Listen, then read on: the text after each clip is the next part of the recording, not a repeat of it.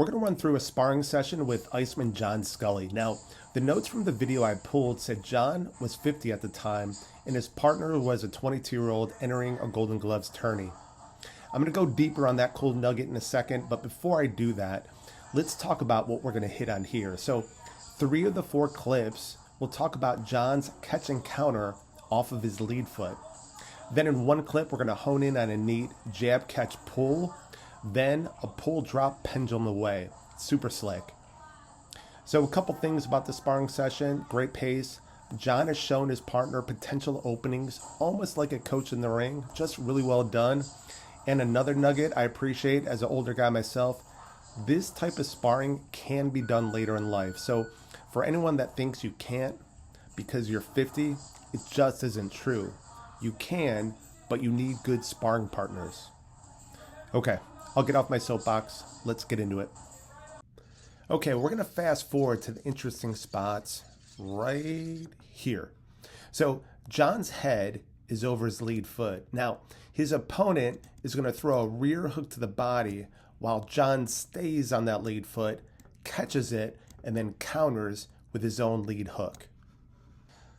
Catch, counter. And the reason why that works is after his opponent throws his rear hook, his head ends up over his lead foot, putting him in the exact position where John's lead hook would track through. So let's rewind that and play that again. And here's the hook to the body, and then the counter hook to the head. And let's fast forward to right here. All right, John's going to step forward on this lead foot, bring his rear foot forward, then push off that rear foot, lift his lead, snapping off his jab right here. Now, his opponent is going to counter with a jab cross, and John's going to catch that jab on his lead foot and then pull to his rear foot when that cross comes. He's going to add in a little check hook right here. And next, his opponent is going to start circling to his left with a double jab rear cross. And John's going to pull, and then he's going to drop right here.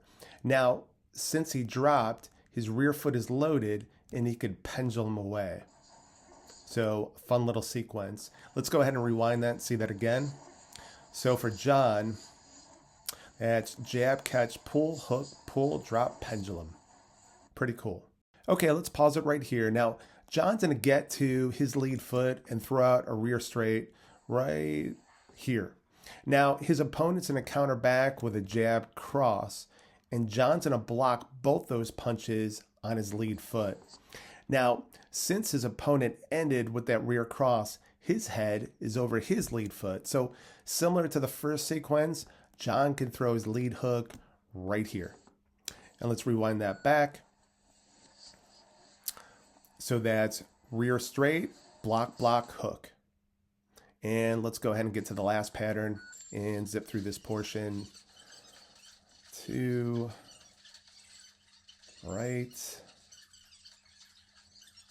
here. Okay, more the same, but this time his opponent's going to throw a lead hook to John's body right here. Now, if you throw a lead hook to the body and you connect, you tend to get stuck on your lead foot, meaning John's opponent's head is in the exact same position he would like it for his catch and counter. And that's what he does right here. And let's go ahead and play that one more time.